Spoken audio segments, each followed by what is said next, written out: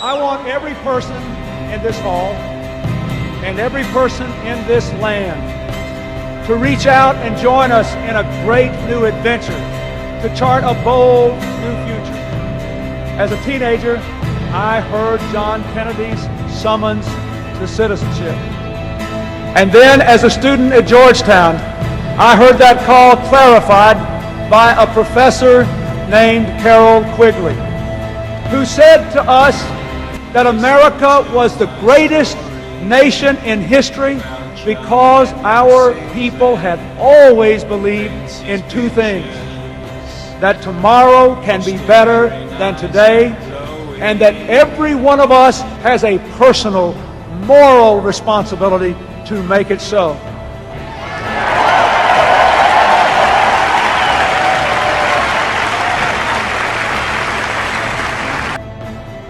Institutions of freedom have lain dormant. The United Nations can offer them new life. These institutions play a crucial role in our quest for a new world order. However, we will remain engaged. We will not retreat and pull back into isolationism. We will offer friendship and leadership. And in short, we seek a Pax Universalis, built upon shared responsibilities and aspirations. Even as with the American rejection so many years ago now of the League of Nations after World War I, our failure to live up to our obligations to the United Nations is led by a handful of willful senators who choose to pursue their narrow, selfish political objectives at the cost of our nation's conscience. They pander to and are supported by the Christian Coalition and the rest of the religious right wing. Their leader, Pat Robertson, has written in a book a few years ago that we should have a world government, but only when the Messiah arrives. He wrote, and literally, any attempt to achieve world order before that time must be the work of the devil. Well, join me. I'm glad to sit here at the right hand of Satan. Accept her as your mother. This goddess waved in light. She could even be your lover.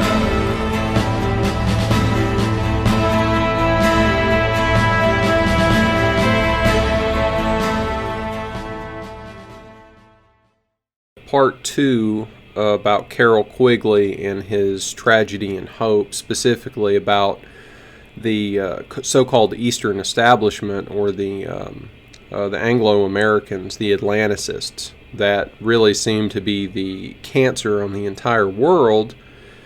What originally was the sort of the malignant spider, the ungoliant, sitting on top of the British Empire. And a lot of those British colonials, those administrators, those soldiers, they were good men. They were our people. They made great accomplishments in the world. They did actually spread our technology and culture all over the world, which is, you know, a good thing and a bad thing. But I don't really have any problem with the colonial administrators, the soldiers, and the British people themselves. However, just like the Americans today, what is sitting on top of the British Empire and directing all that activity seems to be unmitigated Freemasonic, Judeophile evil. Now, I'm going to try wearing these glasses. I'm having eye problems because I'm getting older, and hopefully you'll live to be old, you know, yourself, and I'll live to be even older than I am now. And if we do that, we're eventually going to develop eye problems. And so that's just something that we've got to deal with. My vision is actually extremely good. I'm just having a problem with a nerve and a muscle in one of my eyes. And so the doctor told me that if I wear these glasses, it'll help. Right now, just wearing them, you know, kind of makes me nauseated. So we're gonna try it here and see how this goes. I used to wear glasses when I was a kid, but I haven't worn glasses in, you know, 15 years, 20 years, 25 years, something like that. So, okay. At the risk of some repetition, we're on page 950, by the way, in Tragedy and Hope. let's see. At the risk of some repetition, the story will be summarized here, because the American establishment of this organization, sometimes called the Eastern Establishment, has played a very significant role in the history of the United States in the last generation. And he's writing this. He's published this in 1966, so he's really talking about the people from, what could we say, I guess the FDR administration onward. So the people who were born maybe in 1915 and have lived the majority of the important part of their life between, 1930 and 1960, we'll say. The round table groups were semi-secret discussion and lobbying groups organized by Lionel Curtis, Philip H. Kerr, or Lord Lothian, and Sir William S. Morris in 1908 to 1911. So that's when this stuff comes about. It comes around and really comes into existence in 1908 to 1911, and they're semi-secret. And what that means is they're secret to the general public. They're not written about in the newspapers. They're not advertised. But once you get into certain social groups, once you get into a certain part of society, they're not really hidden anymore, and people talk about it and they ask about it. But for the worker, for the farmer, for the clerk, for the middle class, you're never going to hear about it. You're never going to be invited to join. You're never going to be able to participate. And so what we're going to find out, well, maybe we'll find out, but what we're going to learn is that these are the people who are directing society in the so-called Western liberal democracies. And so when you have semi-secret groups, or these, these like shadow governments that actually feed the government itself, you've already overthrown the basic principles of Western liberal democracy, and it ends up just being a smokescreen for whatever these people want to accomplish. Let's see here. 1908 to 1911. This was done on behalf of Lord Milner, the dominant trustee of the Rhodes Trust in the 2 decades 1905 to 1925. The original purpose of these groups was to seek to federate the English-speaking world along lines laid down by Cecil Rhodes, 1853 to 1902, and William T. Stead, 1849 to 1912. And the money for the organizational work came originally from the Rhodes Trust. By 1915, roundtable groups existed in 7 countries, including England, South Africa, Canada, Australia, New Zealand, India, and a rather loosely organized group in the United States. George Louis Beer, Walter Lippmann, right? Walter Lippmann, the mouthpiece for the American group, the king of public opinion in America for 40 or 50 years, Ivy League Jew, of course, showing you the ethnic operations of this group in America. It's all WASPs and Jews, even from this early date. George Louis Beer, Walter Lippmann, Frank Adelot, I don't know who that is, Whitney Shepherdson, Thomas W. Lamont, that's one of the more important ones, Jerome D. Green, another banker, Irwin D. Canham of the Christian Science Monitor, and others. And the reason the Christian Science Monitor people are in this is because they're drawn from that same high caste WASP Anglo-American ruling group. And so since that's who Christian Science appealed to, you're going to have sort of a natural funneling of those interests simply because of the ethnic issues. The attitudes of the various groups were coordinated by frequent visits and discussions and by a well-informed and totally anonymous quarterly magazine, The Round Table, whose first issue, largely written by Philip Kerr, appeared in November 1910. So what do they want? They want to bring the entire Anglophone world into an open, federated government. Now, suppose that's what you wanted to do and that was your first choice. If you weren't able to do that, what would you do? You would do the same thing and you would just make it secret, right? The leaders of this group were Milner, until his death in 1925, followed by Curtis, 1872 to 1955, Robert H., Lord Brant, brother-in-law of Lady Astor, until his death in 1963, and now Adam D. Morris, son of Sir William and Brand's successor as managing director of Lazard Brothers Bank. Now, Lazard Freres, as you may or may not know, was one of the really big Jewish banks in France. It would be, comparable to something like Brown Brothers Harriman or Citibank of New York or one of those kind of things in America. And of course works with all of them. It's the European outpost of that same disease. The original intention had been to have collegial leadership, but Milner was too secretive and headstrong to share the role. He did so only in the period 1913 to 1919, when he held regular meetings with some of his closest friends to coordinate their activities as a pressure group in the struggle with Wilhelmine Germany. That's World War I, of course. This they called their Ginger Group. After Milner's death in 1925, the leadership was largely shared by the survivors of Milner's kindergarten. That is, the group of young Oxford men whom he used as civil servants in his reconstruction of South Africa, 1901 to 1910. Brand was the last survivor of the kindergarten. Since his death, the greatly reduced activities of the organization have been exercised largely through the editorial committee of the Round Table magazine under Adam Morris.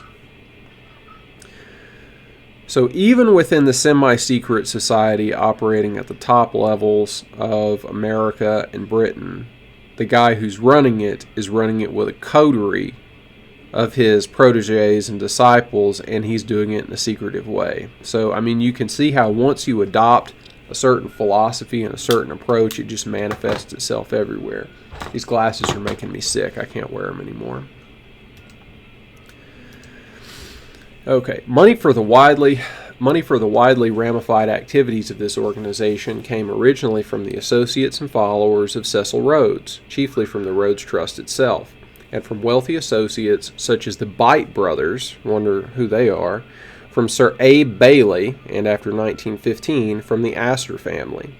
Since 1925, there have been substantial contributions from wealthy individuals and from foundations and firms associated with the international banking fraternity, especially the Carnegie United Kingdom Trust and other organizations associated with J.P. Morgan, the Rockefeller and Whitney families, and the associates of Lazard Brothers, Lazard Freres, and of Morgan, Grenfell and Company. So you can see this is the same group of people that was involved in getting the United States and Britain into World War I in the first place, basically creating the war, right? Something that could have been settled pretty easily, but instead these bankers created and enlarged the conflict, and then at the same time, starting before 1910, they're building up this organization, and then they're funding it and staffing it themselves. So the people who are staffing this organization and the money that are coming from this organization, these are the same people who run all the Western countries in the first place. So we might as well just say that this is the real government of these countries. The chief backbone of this organization grew up along the already existing financial cooperation running from the Morgan Bank in New York to a group of international financiers in London led by Lazard Brothers. Milner himself in 1901 had refused a fabulous offer worth up to $100,000 a year to become one of the three partners of the Morgan Bank in London, in succession to the younger J.P. Morgan, who moved from London to join his father in New York. Eventually, the vacancy went to E.C. Grenfell, so that the London affiliate of Morgan became known as Morgan, Grenfell and Company. Instead, Milner became director of a number of public banks, chiefly the London Joint Stock Bank, corporate precursor of the Midland Bank. You've heard of Midland before at some point, I'm sure. He became one of the greatest political and financial powers in England, with his disciples strategically placed throughout England in significant places, such as the editorship of the Times, the editorship of The Observer, the managing directorship of Lazard Brothers, various administrative posts, and even cabinet positions. So now we've got media, banking, and government all being run out of the same idea and perhaps even the same organization. Ramifications were established in politics, high finance, Oxford and London universities, periodicals, the civil service, and tax-exempt foundations. Wouldn't you know it?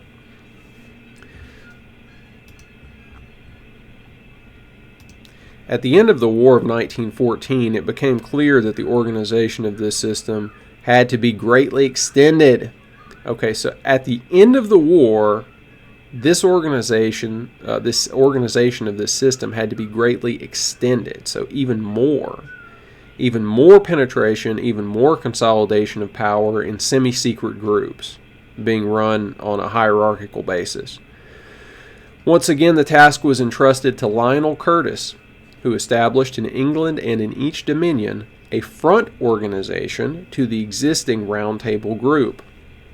This front organization, called the Royal Institute of International Affairs, had at its nucleus in each area the existing submerged Round Table group. Okay, so now we can't even the group that serves as the chalice or the carrier for these people can't even be out in the open now. And of course, just membership in that group doesn't mean you have any control. It just means you're sort of allowed to hear what the decision makers are going to do so that you can go and spread those ideas to people that you know. Now that even has to be made secret. So I've had conversations with people, just like normal folks who know something about Freemasonry, and they ask me, they say, well, what's going on with the Freemasons? I've heard that they control the world. And I say, well, no, they don't anymore. They sort of did at one point, but they mainly serve as a social technology for people to coordinate so that they can control the world or have a share in controlling it and subvert any sort of popular sovereignty and self-determination of white nations. So that's really the function of Freemasonry.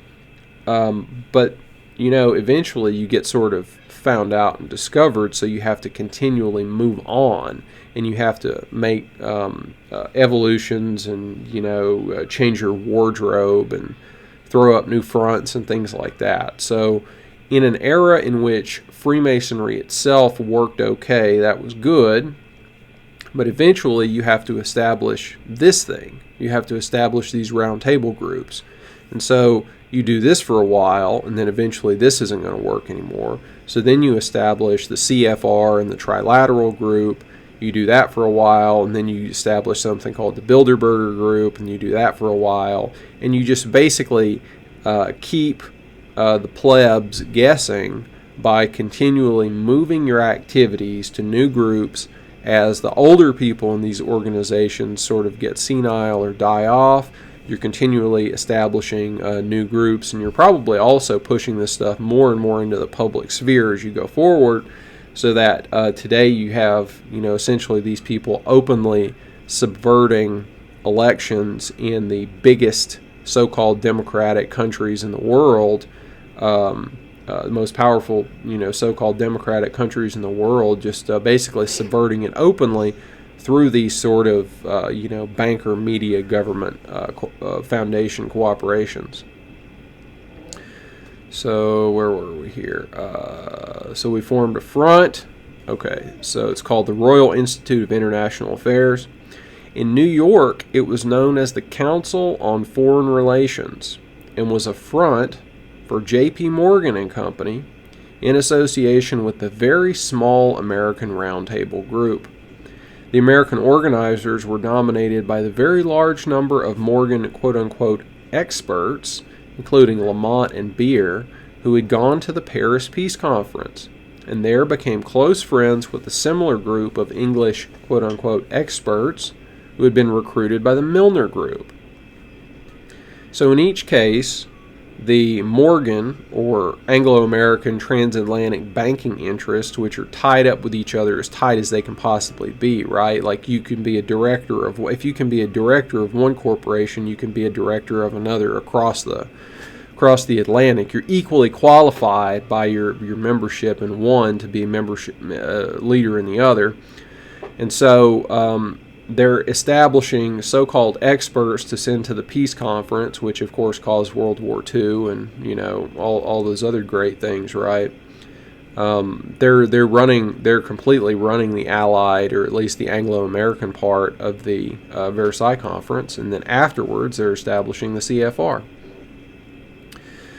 The Council of the RIIA, which by Curtis's energy came to be housed in Chatham House across from St. James Square from the Astors, and was soon known by the name of this headquarters. So St. James Square is the place where all the British diplomacy is done. They call it the Court of St. James. Okay, and so these people are being put up, they're establishing their headquarters right there because, of course, they're going to be the ones who tell the professional diplomats what they're supposed to be doing, I would imagine. And the board of the Council on Foreign Relations, so the Council of the RIIA and the board of the Council on Foreign Relations have carried ever since the marks of their origin. Until 1960, the council at Chatham House was dominated by the dwindling group of Milner's associates, while the paid staff members were largely agents of Lionel Curtis. The Round Table, for years until 1961, was edited from the back door of Chatham House grounds in Ormond Yard, and its telephone came through the Chatham House switchboard. So you couldn't get any closer. We've got different names, but we're the same people in the same groups, or it's different groups being run out of the same room by the same people. The New York branch was dominated by the associates of the Morgan Bank. For example, in 1928, the Council on Foreign Relations had John W. Davis as president, Paul Cravath as vice president, and a council of 13 others, which included Owen D. Young, Russell C. Leffingwell, Norman Davis, Alan Dulles. Okay, isn't that nice? We've got him in there. It's great. George W. Wickersham, Frank L. Polk, Whitney Shepherdson, Isaiah Bowman. You've probably seen that name before there somewhere. Stephen P. Duggan and Otto Kahn. I think that was another big Jewish banker. So again, it's Anglos and Jews, of course. Throughout its history, the council has been associated with the American Round Tablers, such as Beer, Lippmann, Shepherdson, and Jerome Green. The academic figures have been those linked to Morgan, such as James T. Shotwell, Charles Seymour, Joseph P. Chamberlain, Philip Jessup, Isaiah Bowman, and more recently, Philip Mosley, Grayson L. Kirk, and Henry M. Riston. I have never heard of any of these guys, and I doubt that too many other people have either. Most likely they're just these court historians and court scholars who are kept around to write garbage to convince the midwits to get on board with what these guys are pushing. And then as soon as that task is done, they fade into oblivion. Sorry, I went too far here.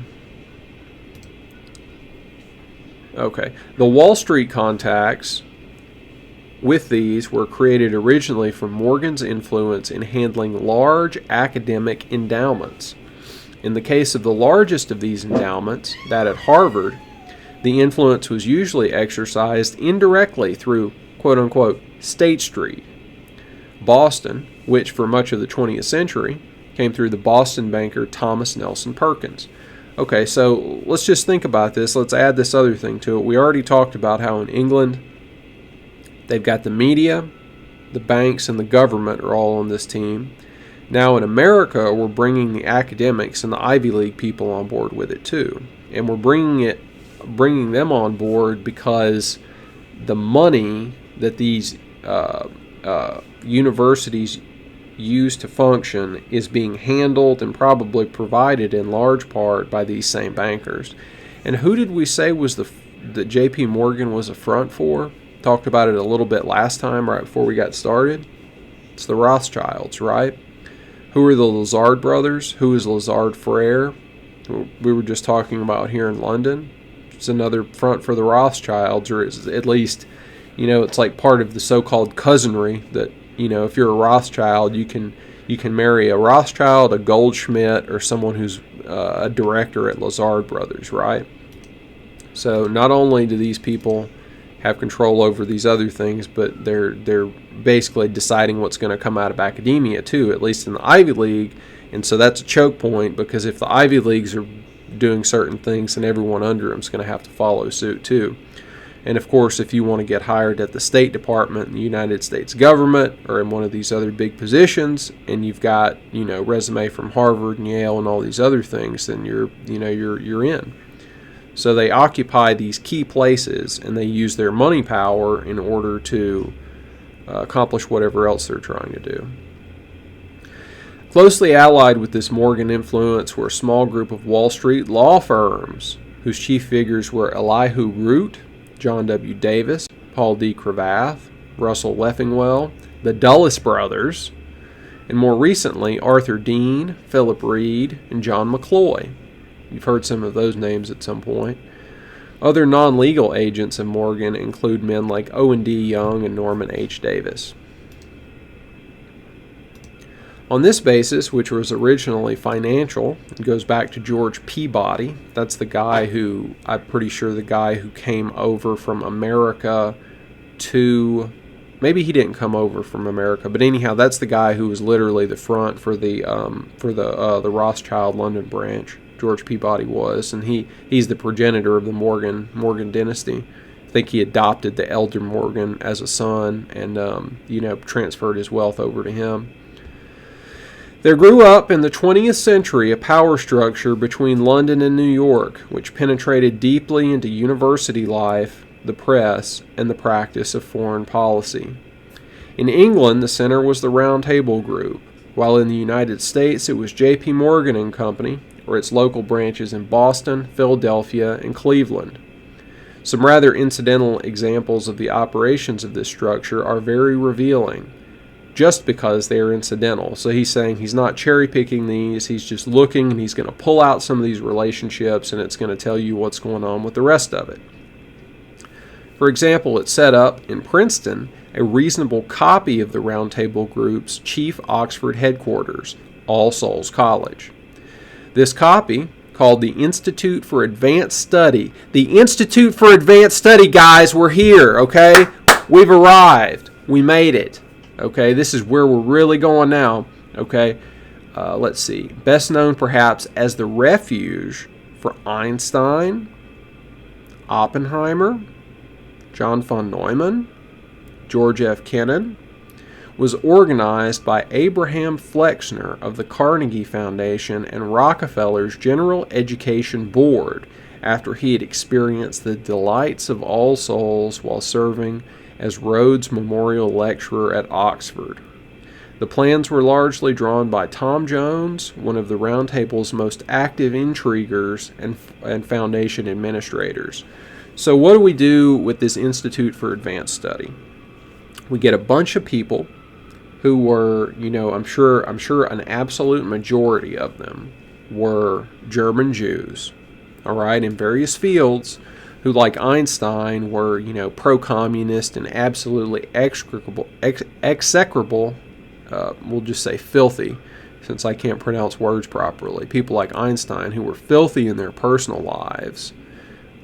He abandoned his first wife, who was some sort of Balkaner. She was like a Serbo-Croat or a Slovene, something like, I apologize to my Balkan friends, but I can't remember which ethnic group she was. Had a child or two with her, which had some sort of learning disability, and then so put the child in some sort of institution, and then divorced his wife, and then married his cousin.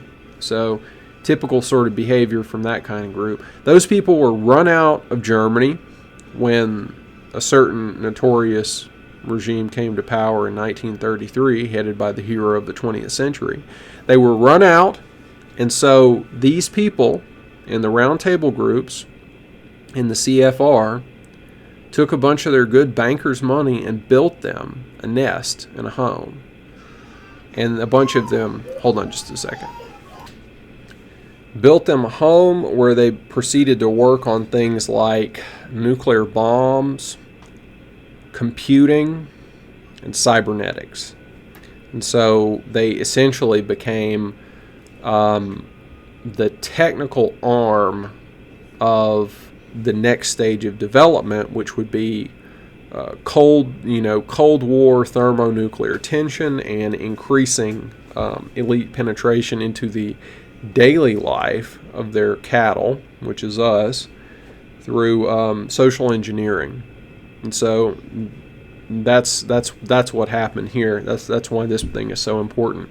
And you can get into the details on each of these individual people and see how they fit in and see all the horrible things that they did.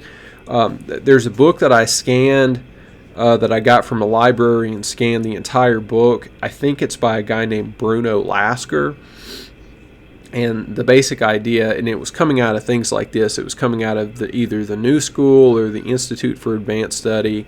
It was directly funded by the Inquiry, which was another research project that he doesn't talk about here, but the Inquiry was basically a group of these experts that he's talking about from the United States who were sent to the Versailles Conference. That's what the Inquiry was, okay? They were supposed to come up with raw data and plans so that when they went to the Versailles Conference, they could, make better decisions, right? For supposedly for Wilson and for America, but of course they just did, the worst thing they could possibly do. Well, anyhow, Bruno Lasker, when he was working with the Inquiry, one of the big projects was to come up with a plan for how to get rid of racism, how to get rid of race prejudice. And the conclusion that they came to was that you have to start with children. So you need to come up with educational routines for children that are going to get rid of racism. And guys, they were already doing this in the 19 teens and 20s, okay? So like by 1925, they were deep into this stuff already. And I've actually been saving this topic because I wanted to really do, like a formal presentation of it for you guys so that you can understand this. Because I feel like it's quite profound having read his entire book. But I got it scanned, I think, so we should be good on that. We can distribute that freely. It's not available online.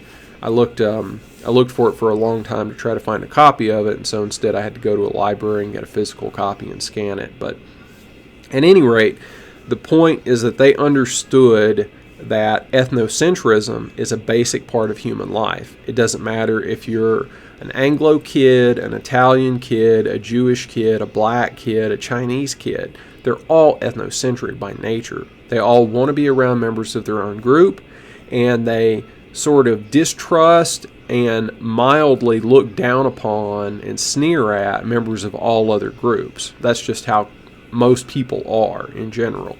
And as you get socialized as a child, you sort of keep those negative feelings under control so that you can be a courteous person. But it's just the way that we are. It's always there, and it should be there. It's totally natural. If you don't have ethnocentrism, you disappear as a people, and you can't work together. Well, ethnocentrism doesn't really work with liberal humanism, doesn't work with the CFR, doesn't work with Anglo, Judeo, Philo-Semitic, global neoliberalism, doesn't work. So they wanted to come up with educational programs that would rewire children. They did a bunch of different experiments with this. And what did they find? They found that this is really creepy, guys. This is super creepy. They found that one of the most effective ways to get, for example, white children to have better opinions of blacks was not to teach them anything about black people or black history or black culture. None of that worked. What worked was bringing in a black celebrity, like a black singer or a black actor, a black athlete, and then parading them in front of the children and telling them how great it was, how great this person was. That raised the esteem of the entire ethno-racial group in the eyes of these children. They would do surveys. They would say, rank all these different ethno-racial groups beforehand, then they would do an experimental thing, and then they would do it after. Guys, they were doing this in the 19-teens and 20s. Okay? These people, the CFR, these same guys. So that's why we're talking about this, is because everything that they're doing to us today, they've been planning this for over 100 years, and they've been actually carrying it out. And that's why we're reading these lists, these stupid lists of all these different bankers and people who were in there, because this stuff is historically important, and there's absolutely no way to understand what's going on right now without doing this genealogical work of saying who was actually involved, what did they do, and when did they do it. The American branch of the English establishment exerted much of its influence through 5 American newspapers. Oh, great. The New York Times, the New York Herald Tribune, the Christian Science Monitor, the Washington Post, and the lamented Boston Evening Transcript. So, I mean, again, you got the New York Times and the Washington Post. Where are we today? So it went from being owned, for instance, by the CFR, apparently at this time, or the Morgan banks, to being owned by Jeff Bezos and the CIA. And the ethnic group of the guy who just replaced Bezos, right? Him and his wife both. I think his wife is like the daughter or niece of some famous rabbi. So there you go with that. In fact, the editor of the Christian Science Monitor was the chief American correspondent, anonymously, of the Round Table. And Lord Lothian, original editor of the Round Table and later secretary of the Rhodes Trust from 1925 to 1939, and ambassador to Washington, was a frequent writer in the Monitor. It might be mentioned that the existence of this Wall Street Anglo-American axis, sorry, I lost my place. Okay. It might be mentioned that the existence of this Wall Street Anglo-American axis is quite obvious once it is pointed out. It is reflected in the fact that such Wall Street luminaries as John W. Davis, Lewis Douglas, Jock Whitney, and Douglas Dillon were appointed to be American ambassadors in London. This double international network, in which the Round Table groups formed the semi-secret or secret nuclei of the Institutes of International Affairs, was extended into a third network in 1925, organized by the same people for the same motives. Once again, the mastermind was Lionel Curtis, and the earlier Round Table groups and Institutes of International Affairs were used as nuclei for the new network. However, this new organization for Pacific affairs was extended to 10 countries, while the Round Table groups existed only in 7. The new additions, ultimately China, Japan, France, the Netherlands, and Soviet Russia, had Pacific councils set up from scratch.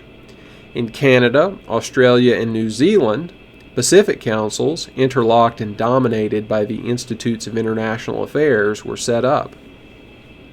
In England, Chatham House served as the English center for both nets, while in the United States the two were parallel creations, not subordinate, of the Wall Street allies of the Morgan Bank. The financing came from the same international banking groups and their subsidiary commercial and international firms. In England, Chatham House was financed for both networks by the contributions of Sir A. Bailey, the Astor family, and additional funds largely acquired by the persuasive powers of Lionel Curtis.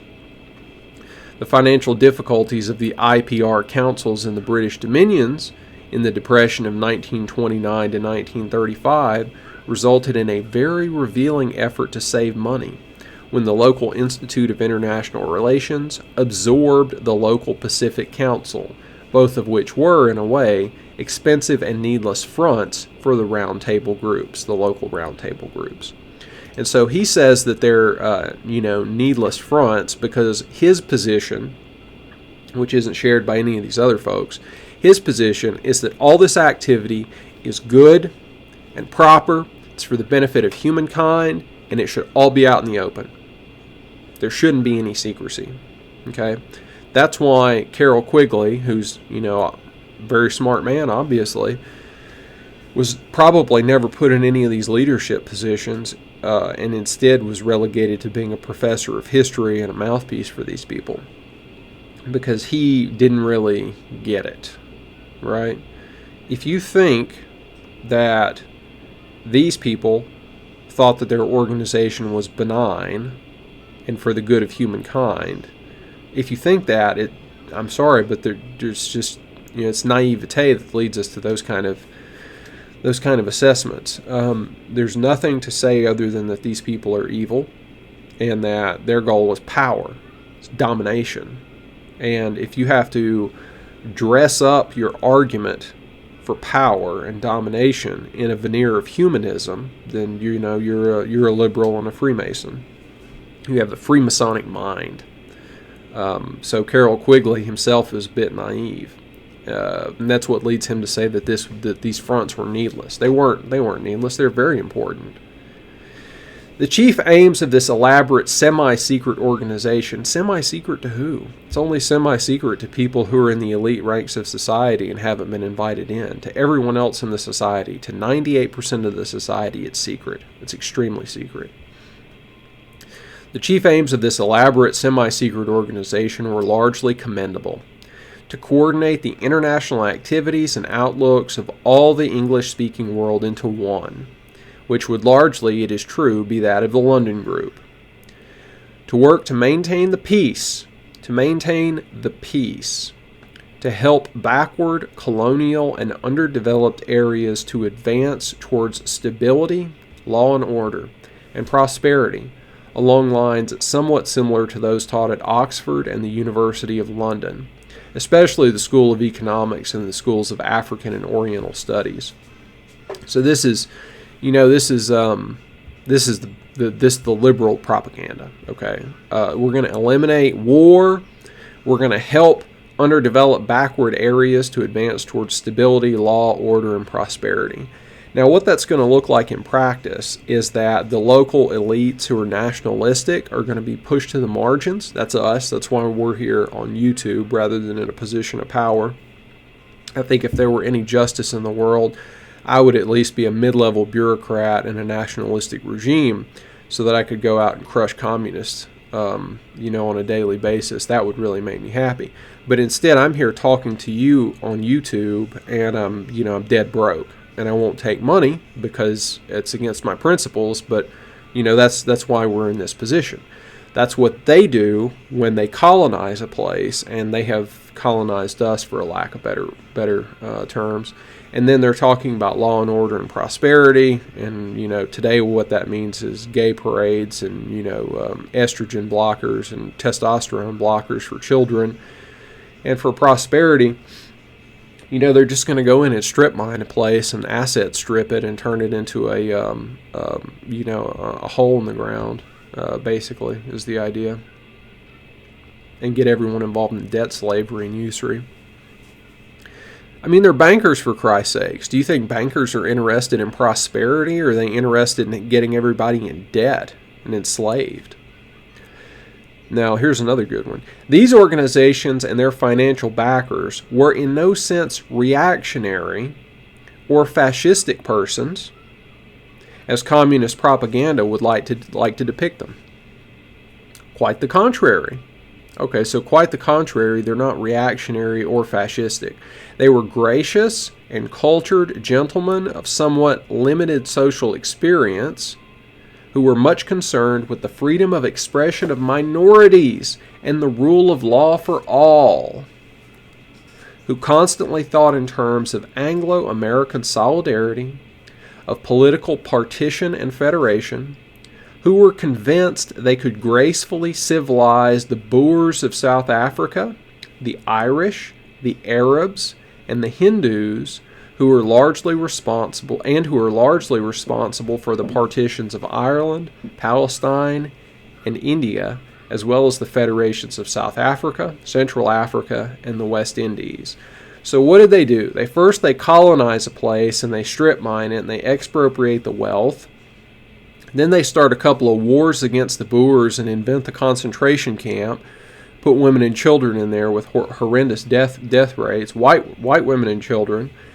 They colonized Ireland and caused that so-called potato famine that was really just a genocide against the Irish people by exporting their food from there, their food surplus, and then their actual, maintenance food itself. The Arabs, who they repeatedly lied to, said that they were going to establish Arab kingdoms, and then just gave it all to the Jews anyway. And they had all this land they took from the Ottoman Empire after World War I. They did these deals with the Arabs, and they said, we'll establish 4 different Arab kingdoms, like one in Syria, one in Iraq, one in Palestine, and one in the Arabian Peninsula itself. And then you get maybe one of those, and then the Jews get Palestine, and then the Anglos and the French divide up the rest. So of course, it's just nothing but a history of lies. And the Hindus, we don't need to talk about that, but of course it's the same thing. It's famine, jailing of nationalists, refusal to deal honorably with them, and then finally setting up Pakistan as a buffer against India, and then making sure that the multicultural, multi-ethnic, multiracial, secular type people end up in power in India, rather than Boza or Savarkar or whatever those two guys. They were pretty cool. Should have been one of those guys, but of course they're not going to go with that. So, and then finally, this thing about federation. Make sure to federate all of the former colonial holdings so that they both get immigration into the United Kingdom, and to where they're still sort of in the Commonwealth, so you can still pull your cheap labor from there as you need to, and then also make them weak and useless by drawing really stupid lines in Africa, cutting through ethnic groups that don't make any sense. This is something I didn't know about Winston Churchill, for instance. Everything that Winston Churchill did to other countries was just designed to weaken them, and you can see this in his foreign policy. Every action he took against foreign countries was designed to weaken them so as to make the British position the stronger one. And it didn't matter how many British people he had to kill to do that, of course. Their desire to win over the opposition by cooperation worked with Smuts, but failed with Herzog, worked with Gandhi, but failed with Menon, worked with Stresemann, but failed with Hitler, and has shown little chance of working with any Soviet leader. If their failures now loom larger than their successes, this should not be allowed to conceal the high motives with which they attempted both. And this is the naivete, okay? It's not good motives that led these people to do this. It's just the search for power and domination globally. It was this group of people whose wealth and influence so exceeded their experience and understanding who provided much of the framework of influence which the communist sympathizers and fellow travelers took over in the United States in the 1930s. Give me just a second. It must be recognized that the power these energetic left-wingers exercised was never their own power or communist power, but was ultimately the power of the international financial coterie. And once the anger and the suspicions of the American people were aroused, as they were by 1950, it was a fairly simple matter to get rid of the red sympathizers.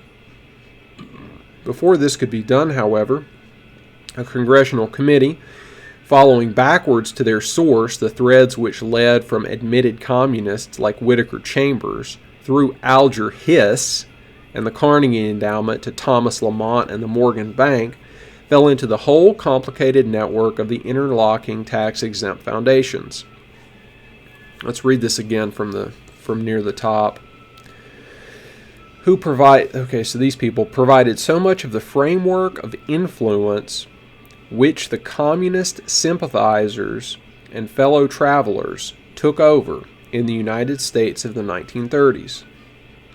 It must be recognized that the power that these energetic left-wingers exercised was never their own power or communist power, but was ultimately the power of the international financial coterie. So He's telling us directly that all of the influence that this group of bankers, media people, academics, government, that they've built up in this transatlantic thing was then in the 1930s pushed onto not communists, but left-wingers, communist sympathizers, and fellow travelers. Guys, I'm sorry.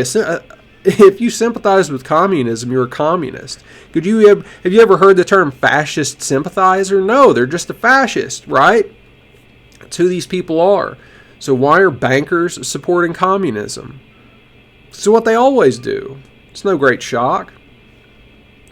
The 83rd Congress in July 1953 set up a special committee to investigate tax-exempt foundations, with Representative B. Carroll Reese of Tennessee as chairman.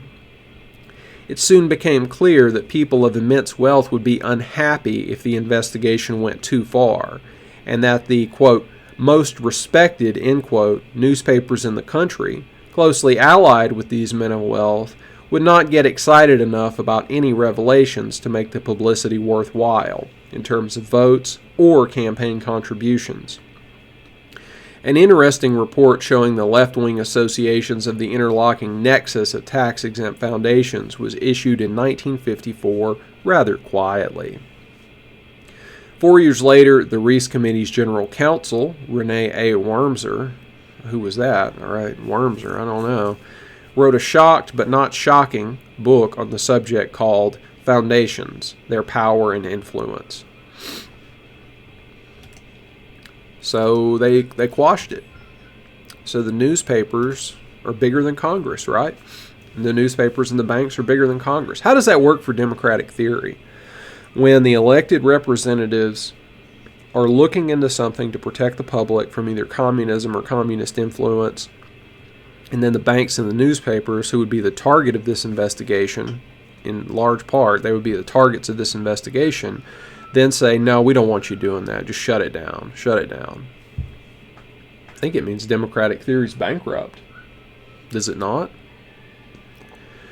One of the most interesting members of this Anglo-American power structure was Jerome D. Green, 1874 to 1959. Born in Japan of missionary parents, so there's that cosmopolitan Quakerdom again. Green graduated from Harvard's College and Law School by 1899 and became secretary to Harvard's president and corporation in 1901 to 1910. This gave him contacts with Wall Street, which made him general manager of the Rockefeller Institute, 1910 to 1912, assistant to John D. Rockefeller in philanthropic work for 2 years. We really ought to call it misanthropic work, right? Then trustee to the Rockefeller Institute, the Rockefeller Foundation, and to the Rockefeller General Education Board until 1939. Let's see how much more we have to do here. We've got one more page. I don't know if I have time to do this. We're already at 50 minutes. Let's skip this stuff about Jerome D. Green and David Davis and all this stuff, and let's just wrap it up here. Okay.